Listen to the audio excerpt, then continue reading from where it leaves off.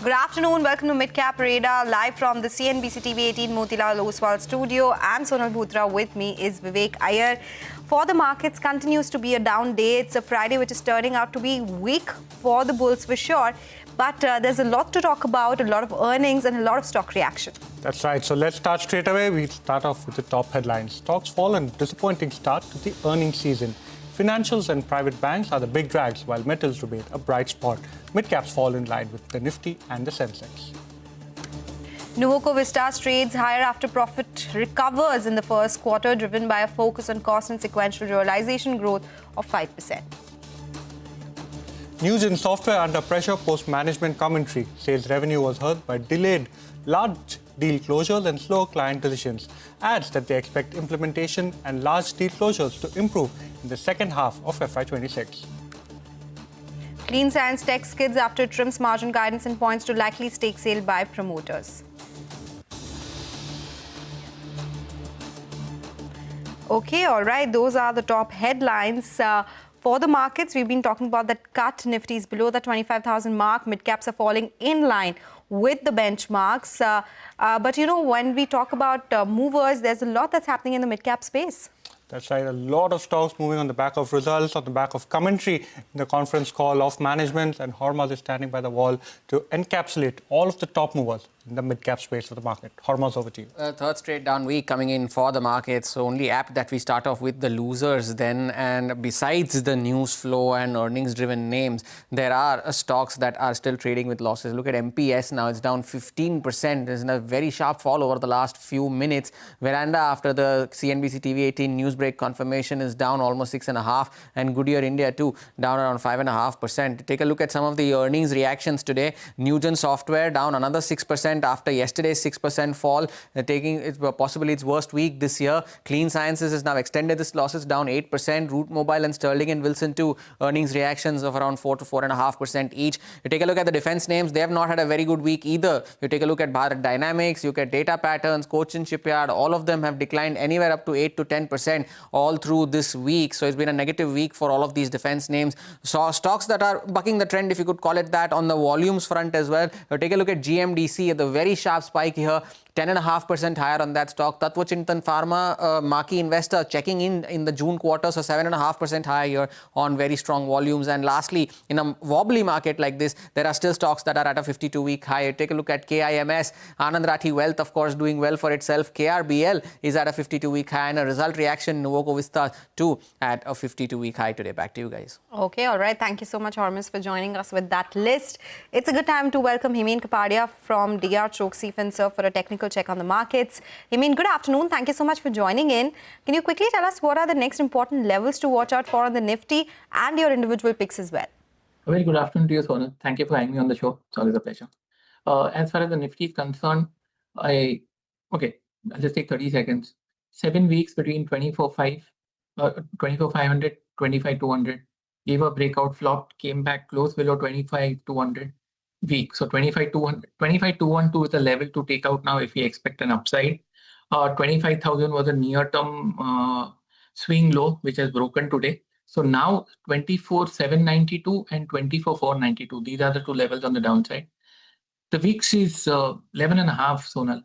I would be unpleasantly surprised if it goes too much below 24,792, because such a low VIX, expecting a bigger fall, seems slightly out of place. So I would say we are corrective, but I believe there's not too much of a downside the way I see it. Heyman, your individual picks as well?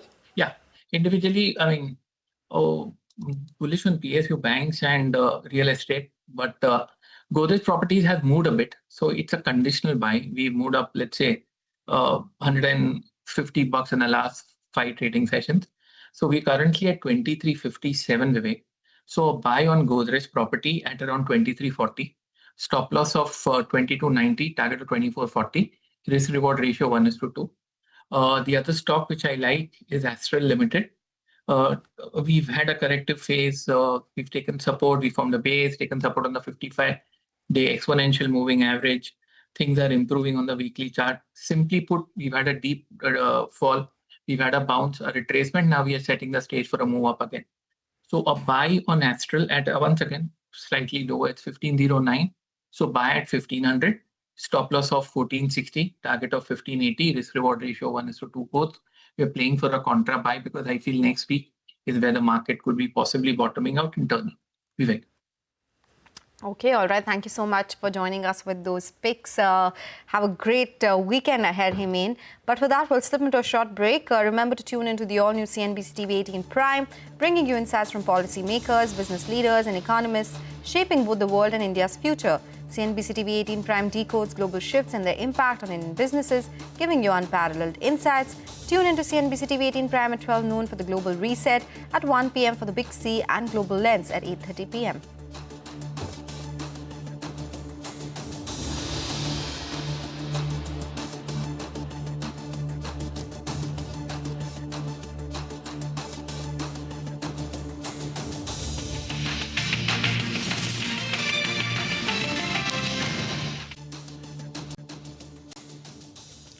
Welcome back to Midcap Radar. Well, in the broader end of the markets, what we've actually seen is we've seen a few companies that have delivered the results, and the results have been quite good. In fact, if you look at Shoppers Stop, that particular company, this particular quarter has seen a very strong operational improvement.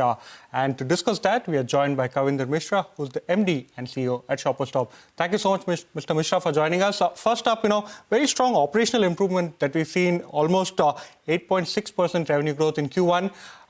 Taking this into account, where do you expect to end FY26 at in terms of growth? First of all, thank you for inviting us and representing Shoppers here. I think the numbers have been quite strong in Q1, and we expect that the similar trend will continue over the next few quarters. We are seeing a demand improvement, and I think there's a lot of stuff we are doing in terms of getting our brand love in play, creating brand IPs, which are very powerful. Our journey of premiumization, which is actually driving a lot of customer insights, driven on customer insights, driven on customer love. I think that's something which we are really pushing right now. And with this journey of premiumization and customer experience, we are very sure as a team that we would be continuing to lead this kind of a growth. We had a 5% like-for-like growth in our departmental store business in the month of in the first quarter, and very sure that this is something we'll continue driving. In fact, the best thing which has happened to us is that our premium and premium plus categories have done really well. They are growing around 9%, 8 to 9% like-for-like. And I think that's the journey which we are on in right now, and that's what we're trying to drive. Okay. So, Mr. Mishra, you're saying whatever you've done in Q1 will continue for the rest of the fiscal as well? I see. Let me talk about Q2 to start with. Q2, sure. We hope, and we are very sure that because a lot of this is driven by operational efficiency. So I see Q2 to continue to remain strong, and then Q3 comes in. While for the full year, it will be too early to comment on, but I see a strong number happening in Q2 as well. So, while you say you see strong numbers coming in Q2 and the rest of the fiscal as well, you had earlier said that you aspire to grow double-digit in the beauty business. This time around, beauty business grew 2% ex distribution. Can you explain where the variance was? What is the target here? Okay, so beauty is something which we want to drive at a double-digit number, as you rightly said. In Q1, we had some challenges in the entry price point of masstige brands, but our premium end of the merchandise has done well, and fragrances have actually shown a lot of growth. So we keep on investing on this business and keep on growing this as we move ahead. So are you moderating your expectations from the beauty business for the rest of the year? You were targeting a double-digit growth. So end FY26, where do you expect this particular business to grow at? No, we should be at a double-digit growth as we speak for the beauty business. It continues to be a area of growth and investment for us, and we continue to looking at driving this number strongly. Okay. So, Mr. Mishra, while we're talking about an operational improvement in margins this time around, you have been investing in value fashions. There are plans for store additions as well. What kind of operational performance will you see going forward? Also, you're increasing contribution coming in from premium products. What does it do to your margins by the end of this year? So so the premium product contribution right now is around at 67%. We expect this to be going up at least by 300 basis points for the full year. When we start selling premium brands, two things happen. One, the productivity goes up strongly. So I think it's a positive gross margin improvement. 1.2x is typically the the gross margins for a premium product versus a popular one. So I think that's something which will keep on driving. Intune, which is our value business, we expect to open between 30 to 40 stores this year. We opened 2 in Q1, and we are looking at opening 7 to 8 in the coming quarter. And what are the internal targets you've set for the Intune part of the business? How big is, what is the TAM over there? And what is the aspiration that you've set for yourself in that particular segment? It's very early, very, very early days for Intune. We want the baby to first crawl and then walk. But as a team, we are quite confident about this business. We'll continue to invest in it, and we see this business getting customers from unorganized to organized, which actually in a way fits into our ability to drive premiumization across the segment. So I think that's something we'll keep on driving. Very early days, but we see as a very large business and area of growth for us going forward. Okay, so Intune is yet not crawling. What is your target here? Baby's crawling. It will start walking. I think once we create 125 stores cluster, that's something where I think it starts getting critical. We are at around 80 odd stores right now, and we should be at around 120 number by end of the year. Okay. So especially when we are talking about the bottom line Q1, it continues to remain loss-making. End of FY26, could you leave us with the target of how exactly you expect to grow over FY25? And operational margin, what is the aspirational target you've set for yourself? Too early to comment on that, but I think you will see a substantial improvement in FY26 over FY25. So it'll be profits in FY26? Sorry? Will it be profits? Will you see profits in FY26 yes, overall? Yes. Okay. All right. Take that point, Mr. Mishra. Thank you so much for joining in with your take on Q1 numbers. Most importantly, the outlook going forward. That's the word coming in from Shoppers Stop. With that, we'll slip into a short break. As we do that, here is some good news for our viewers. India's business news leader is now a click away, introducing CNBC-TV18's all-new app. Get instant access to breaking news, in-depth articles, and financial world updates at your fingertips. Download the CNBC-TV18 app now from the Apple Store or Google Play Store, or just scan the QR code on your screen.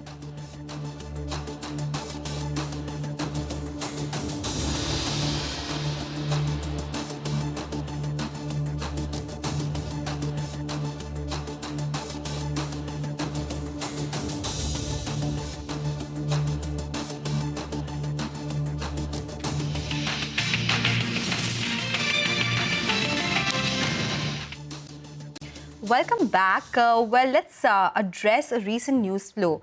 European Union, they've reached an agreement on an 18 sanction package against Russia over its war in Ukraine, with a slew of measures aimed at dealing further blows to Russia's oil and energy industry. To understand the impact of all this on India, on Indian refineries, crude sourcing and a lot, we are joined by Mr. M.K. Surana, who is the former chairman and MD at HPCL. Mr. Surana, good afternoon. Thank you so much for joining in.